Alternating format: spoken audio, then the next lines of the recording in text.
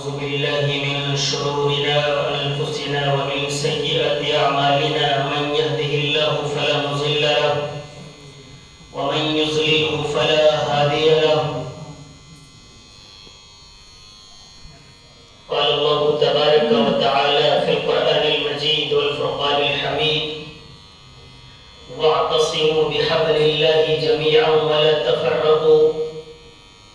وقال النبي صلى الله عليه وسلم: خير الناس من ينفع الناس، او كما قال عليه الصلاة والسلام. ایک ہو جائیں تو بن سکتے ہیں خورشید مبین، ایک ہو جائیں تو بن سکتے ہیں خورشید مبین، ورنہ ان بکھرے ستاروں سے کیا بات بنے. اسٹیج پر جلوہ افروز موقر ترین علماء کرام، ائمہ اعظام، عزیز طلبہ اور مہمانان گرامی قدر، اللہ تبارک و تعالیٰ کا بے پایہ فضل اور اس کا احسان ہے کہ اللہ نے ہمیں دنیا کے عظیم ترین کام کے اندر لگایا ہوا ہے. اللہ کے نبی صلی اللہ علیہ وسلم کا فرمان ہے: خیر الناس من ينفع الناس، کہ تم میں بہترین لوگ وہی ہیں جو لوگوں کو فائدہ پہنچاتے ہیں، جو لوگوں کی نفع رسائی کے لیے اپنی زندگی کو گزارتے ہیں. اصل میں اگر ہم دین اسلام کی تاریخ پر نظر دوڑاتے ہیں تو تاریخ کے اندر حضور پرنور نبی کریم صلی اللہ علیہ وسلم سے لے کر حضرات صحابہ کرام، تابعین، تبع تابعین، بزرگان دین، علماء کرام، ہر دور میں امت کی قیادت کرتے نظر آئے ہیں. امت مسلمہ کے خصوصی طور پر دینی اعتبار سے اور عمومی طور پر سیاسی و سماجی اعتبار سے اصل قائد علماء کرام ہیں. تاریخ بڑی طویل ہے، لیکن اگر ہم مختصر اپنے ملک کی تاریخ پر روشنی ڈالیں تو یہ تاریخ ایک طویل ترین تاریخ ہے، لیکن اس تاریخ کا ایک اہم حصہ یہ ہے کہ ہمارا ملک سونے کی چڑیا ہوا کرتا تھا، تو ہمارے ملک کو ایک نظر لگ گئی اور انگریز ہمارے ملک کی اصل تو دل کے اندر بھارت واسیوں کی، ہندوستان کے رہنے والوں کی مخالفت لے کر انگریز آیا، ایک کمپنی کے ذریعے آیا، اور ایک وقت گزر جانے کے بعد انگریز نے اعلان کر دیا کہ اب ملک ہمارا ہو چکا ہے، جتنے لوگ اس ملک کے اندر رہتے ہیں وہ اب غلام ہیں، سرکار ہماری ہوگی، احکامات ہمارے ہوں گے، قوانین و ضوابط ہمارے ہوں گے، ہمارا حکم چلے گا اور ہمارے مطابق آپ لوگ زندگی گزاریں. انگریز جب اپنی چالوں کو چل رہا تھا، سب سے پہلے انگریزوں کی چالوں کو بھاپنے والی اگر کوئی جماعت تھی، انگریزوں کے پروپیگنڈے کو سمجھنے والے اگر لوگ تھے تو وہ علماء کرام کی جماعت تھی، علماء کرام تھے. شاہ ولی اللہ محدث دہلوی، شاہ اسماعیل سید شہید رحمۃ اللہ علیہ اور حضرت نے ایک پوری جماعت پھر پورے ملک کا سفر کیا. پورے ملک کے اندر ہندو، مسلم، سکھ، عیسائی تمام کو اس بات سے آگاہ کیا. جو لوگ ابھی بھی سمجھ نہیں پا رہے تھے انہیں سمجھانے کی کوشش کی کہ ہمارا یہ خوبصورت ملک ہم اب انگریزوں کا غلام ہو چکا ہے، اور جب جب غلامی سے آزادی کے لیے کسی نے آواز اٹھائی ہے تو قربانیاں دی ہیں۔ علماء نے آواز لگائی، علماء کرام کھڑے ہو گئے، پھر شانہ بشانہ ہمارے غیر مسلم بھائی کھڑے ہو گئے، اور پورے ملک کے تمام مذاہب کے ماننے والے لوگوں نے، پورے ملک کے تمام علاقوں کے رہنے والے لوگوں نے ملک کے لیے، آزادی کے لیے قربانیاں دی اور ملک کو آزاد کرایا۔ جب بھی کوئی تاریخ بیان کرتا ہے، 15 اگست 26 جنوری پر گفتگو ہوتی ہے، تو جن لوگوں کا پروگرام ہوتا ہے وہ اپنے اسلاف کو، اپنے بزرگوں کو، اپنے بڑوں کو، اپنے پرکھوں کو یاد کرتے ہیں۔ مدارس کے اندر تمام لوگوں کو یاد کیا جاتا ہے، خصوصی طور پر اپنے علماء کرام کو، حضرت مولانا محمد علی جوہر کو، حضرت مولانا ابوالکلام آزاد کو، حضرت مولانا سید حسین احمد مدنی نور اللہ مرقدہ کو، حضرت شیخ الہند رحمۃ اللہ علیہ کو، ان علماء کو یاد کیا جاتا ہے۔ علماء کرام آزادی کی طرف چلتے رہے، علماء کرام مختلف جماعتوں کے ساتھ الگ الگ علاقوں سے انگریزوں کے خلاف جنگ میں حصہ لیتے رہے، اپنی ملت کے لیے، دین اسلام کے لیے، قرآن کے لیے، حدیث کے لیے، شاعر اسلام کے لیے، ٹوپی کے لیے، داڑھی کے لیے، مساجد کے لیے، مدارس کے لیے، خانقاہوں کے لیے، جو بھی کچھ ہو سکتا تھا اس کے لیے قربانیاں علماء کرام دیتے رہے۔ پھر علماء کرام نے آپسی مشورہ کیا، 1919 کے اندر آپسی مشورے سے ایک جماعت کو تشکیل دیا، جمعیت علماء ہند جس کا نام ہوا۔ اس وقت دوسرے 2 ملک بھی ہمارے ساتھ ہوتے تھے، تمام کے تمام علماء نے اس ملی جماعت کے لیے اپنی قربانیوں کو، اپنے آپ کو پیش کیا، اور 1919 سے لے کر آج تک مختلف ادوار میں، مختلف صدور کی ذمہ داری میں، نگرانی میں، صدارت میں جمعیت علماء ہند اس ملک کی آبیاری میں مسلسل حصے دار ہے۔ جمعیت علماء ہند ملک اور ملت، پوری امت مسلمہ کے لیے اپنے آپ کو ہر وقت ہمیشہ تیار رکھتی ہے۔ جب بھی حالات آتے ہیں، ملک آزاد ہو گیا، اس کے بعد دیگر حالات آئے، ان تمام میں جمعیت علماء ہند کھڑی رہی۔ اب جو پچھلے 2014 سے قبل کا دور ہے، اس میں مستقل طور پر جمعیت علماء ہند کھڑی رہی اور ملت کے تمام مسائل کو اٹھاتی رہی۔ 2014 کے اندر پھر تبدیلی آئی اور کچھ اور لوگ ملک کے اوپر رہنما، رہبر، سربراہ اور سرکار کے اندر آئے، کچھ مشکلات بڑھی، ان مشکلات کے اندر پھر جمعیت علماء ہند اپنی قربانیاں لے کر، اپنے اسلاف کا طریقہ کار لے کر سامنے آئی، اور آج تک الحمدللہ موجودہ صدر گرامی قدر حضرت مولانا سید ارشد مدنی دامت برکاتہم العالیہ کی صدارت میں جمعیت کام کر رہی ہے۔ وقف کے قانونی ترمیم کے بارے میں کوئی بات ہو تو حضرت مولانا پوری مضبوطی کے ساتھ عدالت کے اندر اور دیگر ذرائع سے اس کے خلاف کھڑے نظر آتے ہیں۔ مدارس اسلامیہ پر پورے ملک کے اندر، اتر پردیش کے اندر ٹیڑھی نگاہیں ہیں، طرح طرح سے پریشان کیا جا رہا ہے۔ جمعیت علماء ہند اپنی تمام تر کوششوں کے ساتھ علماء کرام، معتممین، منتظمین، مدارس اسلامیہ کے لوگوں کے ساتھ الحمدللہ کھڑی ہوئی ہے۔ ابھی چند روز قبل میرٹھ کے اندر مغربی اتر پردیش کے 10 اضلاع کی میٹنگ تھی، خصوصی طور پر وہ اسی عنوان پر تھی کہ مدارس اسلامیہ کو جو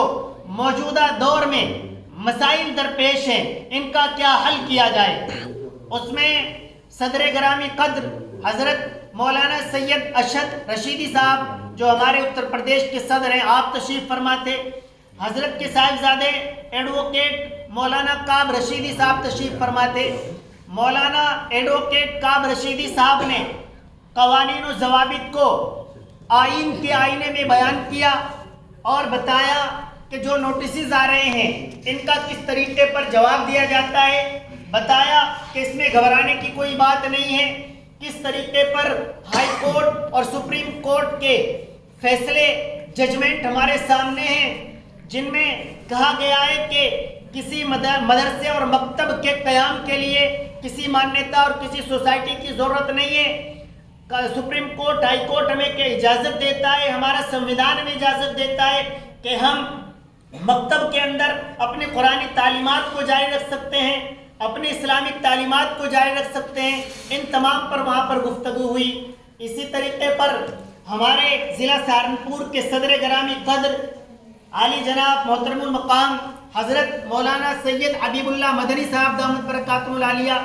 علماء کرام کی میٹنگ دبنی والا میں سہارنپور میں ہوئی تھی، وہاں بھی ان تمام باتوں پر غور ہوا۔ تو میں یہ عرض کر رہا ہوں کہ جب ملت پر مسائل آتے ہیں، آپ حضرات بہت اچھے طریقے سے واقف ہیں، اکثر حضرات مجھ سے زیادہ بڑے ہیں، ملک و ملت کے حالات سے مجھ سے زیادہ واقف ہیں۔ حضرت مولانا سید ارشد مدنی صاحب، حضرت سے قبل حضرت مولانا سید اسعد مدنی صاحب کا دور آپ حضرات نے ماشاءاللہ دیکھا ہے، کس طریقے پر سرکار سے یا دیگر مسلم مخالف طاقتوں سے آپ میں آپ ڈال کر بات کرنے کا کام ہمارے اسلاف، ہمارے بزرگ، ہمارے علماء کرتے ہیں۔ تو یہ جو جماعت ہے، اس جماعت کی مضبوطی اتحاد کے اندر ہے، اور اتحاد کا درس ہمیں کوئی جماعت نہیں دیتی، اتحاد کا درس ہمیں وہ کتاب دیتی ہے جس کے مطابق ہماری اسلامی زندگی ہے، ہمیں وہ کتاب دیتی ہے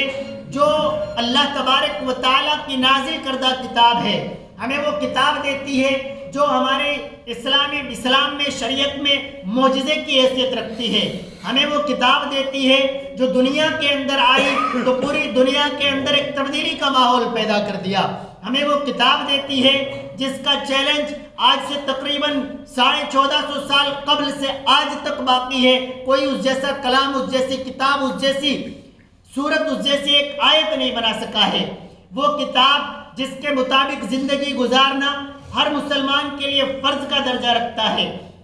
وہ کتاب ہمیں درس اور سبق دیتی ہے کہ اتحاد کے ساتھ رہو، وَاعْتَصِمُوا بِحَبْلِ اللَّهِ جَمِيعًا وَلَا تَفَرَّقُوا، کہ تمام لوگ اکٹھے ہو جاؤ، جمع ہو جاؤ، آپس میں اختلاف اور انتشار کی باتیں نہ کرو۔ یہ اتحاد ہمیں درس دیتا ہے کہ جب ایک آدمی کام کرتا ہے تو ایک آدمی کا کام ہوتا ہے، جب 5 آدمی کام کرتے ہیں تو کام اور زیادہ ہوتا ہے، 10 آدمی کام کرتے ہیں تو کام کے اندر اضافہ ہو جاتا ہے۔ پورے ملک کے اندر جمعیت علماء ہند کی یونٹیں قائم ہیں، ایک نیشنل طور پر یعنی پورے ملک ہندوستان کی یونٹ ہے، پھر اس کے بعد تمام پردیشوں کے اندر، تمام صوبوں کے اندر یونٹیں بنی ہوئی ہیں، پھر اس کے بعد تمام اضلاع کے اندر، ضلعوں کے اندر یونٹیں بنی ہوئی ہیں، پھر اس کے بعد ضلع کے بعد تحصیل پر یونٹیں بنی ہوئی ہیں، تحصیل کے بعد بلاک پر یونٹیں بنی ہوئی ہیں، بلاک کے بعد جو بڑے قصبے ہیں ان کے اندر یونٹیں بنی ہوئی ہیں۔ بلکہ اب حضرت مولانا سید حبیب اللہ مدنی صاحب جو ہمارے ضلع کے صدر ہیں، ان کا حکم ہے، اسی کے مطابق میں اپنی یہ ڈیوٹی کر رہا ہوں کہ جو قصبے ہیں ان میں بھی یونٹیں بنائی جائیں، جن بلاکوں کی یونٹیں بنی ہوئی نہیں ہیں ان کی یونٹس بنا دی جائیں۔ بلکہ ہمارا پڑوسی ضلع مظفر نگر ہے، ماشاءاللہ وہاں کافی یونٹیں ہیں، تقریباً 300 یونٹیں ہیں، وہ اسی طریقے پر بنی ہوئی ہیں کہ جو گاؤں ہیں، بڑے گاؤں ہیں، مسلمان زیادہ رہتے ہیں، ان گاؤں کے اندر بھی انہوں نے یونٹیں بنائی ہوئی ہیں۔ تو ہم بھی انشاءاللہ تعالیٰ اس طرف کوششیں کر رہے ہیں، اللہ تبارک و تعالیٰ قبول و منظور فرمائے۔ ابھی کچھ دن قبل ماشاءاللہ چٹمل پور قصبے کی یونٹ بن گئی تھی، پھر اس کے بعد گاگلڑی کی یونٹ بن گئی تھی۔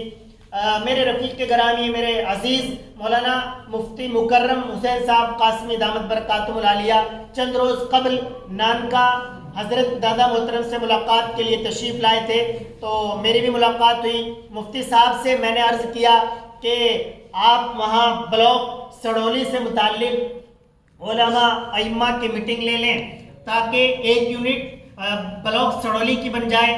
یعنی جب ضلع کو ضرورت ہو تو ہر گاؤں سے کم از کم 1 2 3 5 لوگ جمعیت کے لیے اور جمعیت کی تمام تر جو کوششیں ہیں ان کے لیے اپنا جان مال وقت لے کر وہاں پر پہنچ جائے۔ اس کے لیے لازم ہے کہ ایک ایک گھر تک، ایک ایک گاؤں تک جمعیت علماء ہند کا پیغام پہنچ جائے۔ اس سلسلے کے اندر آج ماشاءاللہ بلاک سڑولی کی یہ میٹنگ رکھی گئی ہے۔ ماشاءاللہ مجھ سے زیادہ بلند مرتبے والے لوگ، مجھ سے زیادہ عمر رسیدہ لوگ، مجھ سے زیادہ تعلیم کے اندر فائق لوگ آپ حضرات کے اندر تشریف فرما ہے۔ میری ڈیوٹی ہے، اس لیے میں اپنی ڈیوٹی پوری کرنے کے لیے آپ حضرات کے درمیان یہاں پر بیٹھا ہوا ہوں۔ میں ادنا سے ایک طالب علم ہوں، آپ حضرات کا سب کا چھوٹا ہوں، لیکن جو میری ذمہ داری ہے اس کی تکمیل کے لیے میں آپ حضرات کے درمیان یہاں پر بیٹھا ہوا ہوں۔ آپ حضرات سے میں نے جمعیت علماء ہند کے متعلق مختصر گفتگو کی۔ اب جو دوسرا مرحلہ ہے وہ انتخابی مرحلہ ہے۔ صدر سے لے کر اور نیچے گاؤں تک تمام جو جمعیت علماء ہند کی یونٹیں ہیں ان کا جو صدر، سیکریٹری، خزانچی، ان تمام کو بنایا جاتا ہے، یہ سب انتخاب پر ہوتا ہے۔ آج کی یہ مجلس ہماری مشاورتی مجلس ہے اور انتخابی مجلس ہے۔ آج ہماری اس میٹنگ کے اندر سڑولی قدیم کے متعلق انتخاب ہونا ہے۔ آپ حضرات میں سے ہی رائے دے کر اپنا صدر مقرر کر لیں گے۔ سیکریٹری کے لیے اکثر طور پر تو یہ ہوتا ہے کہ سیکریٹری صدر کا سیکریٹری ہوتا ہے، زیادہ کام سیکریٹری کو کرنے ہوتے ہیں، تو اصل تو یہ ہوتا ہے کہ صدر کو اس کا اختیار ہوتا ہے کہ وہ اپنے اعتبار سے کسی کو بھی سیکریٹری منتخب کر سکتا ہے۔ لیکن آپ حضرات تشریف فرمائیں، آپ جو مناسب سمجھیں کر لیں گے۔ کسی کو انتخاب کے ذریعے سیکریٹری بنانا چاہیں گے تو وہ بھی بنا لیں گے، کوئی حرج کی بات نہیں ہے۔ اور ایک تیسرا اہم عہدہ ہوتا ہے خزانچی کا، ایک وہ آپ لوگ متعین کر لیں گے۔ پھر اس کے بعد سرپرست، نائب صدر، نائب سیکریٹری وغیرہ وہ بھی ہو جاتے ہیں۔ اللہ تبارک و تعالیٰ اپنی بارگاہ میں ہم سب کو قبول و منظور فرمائے۔ میں اور آپ تمام حضرات، ہم سب ملک کے، ملت کے، جمعیت کے خادم ہیں۔ عہدہ بہت حیثیت نہیں رکھتا ہے، اصل اخلاص کے ساتھ کام کرنا حیثیت رکھتا ہے۔ ہمارا کام، ہماری خدمت ملک کے لیے، ملت کے لیے، جمعیت کے لیے کی جانے والی ایک ایک ایکٹیویٹی وہ اللہ تبارک و تعالیٰ کے یہاں درج ہو جاتی ہے۔ اللہ تبارک و تعالیٰ دنیا و آخرت کے اندر اس کا اجر عطا فرماتے ہیں۔ مشورے میں جو چیزیں ہوتی ہیں اس میں آدمی اپنی رائے دیتا ہے، تو میں دست بستہ آپ سے گزارش کروں کہ میں رائے دوں یا آپ رائے دیں۔ میری رائے پر عمل ہو رہا ہے تو بھی بہت اچھی بات ہے، میری رائے پر عمل نہیں ہو رہا ہے تو بھی اللہ تبارک و تعالیٰ پر ہمیں بات چھوڑ دینی چاہیے۔ کسی بھی طور پر ہمیں اس طرف نہیں جانا چاہیے کہ میری بات مانی گئی یا نہیں مانی گئی۔ اللہ تعالیٰ عمل کرنے کی توفیق عطا فرمائے۔ آپ حضرات